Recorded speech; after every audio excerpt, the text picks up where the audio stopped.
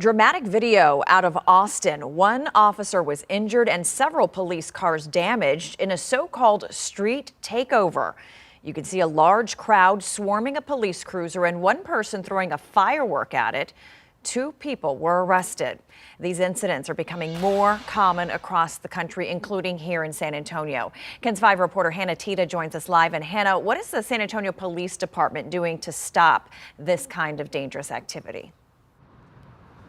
Well, EC's a public meeting was held tonight to discuss this very issue. In fact, a person at that meeting asked Chief William McManus about the incident in Austin, and the chief said SAPD actually tipped Austin PD off about the planned takeover in Austin. Now, the chief couldn't tell us exactly how SAPD knew about those plans because those are the exact same tactics used to prevent street stunts right here.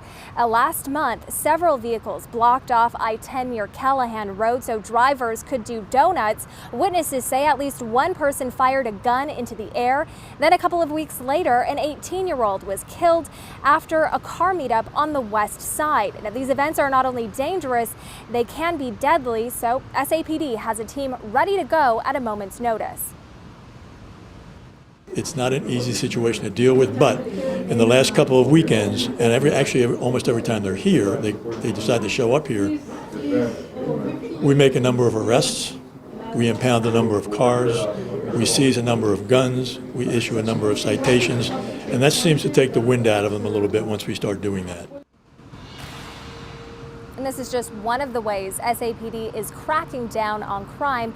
UTSA recently created a violent crime reduction plan, and it was implemented right here in San Antonio at the beginning of the year. Tonight, more than 100 people packed into the McCreeless Library to learn about it. So basically, there are 3 steps. The first is micro hotspot policing. Professors identified 28 areas where really high crime is happening.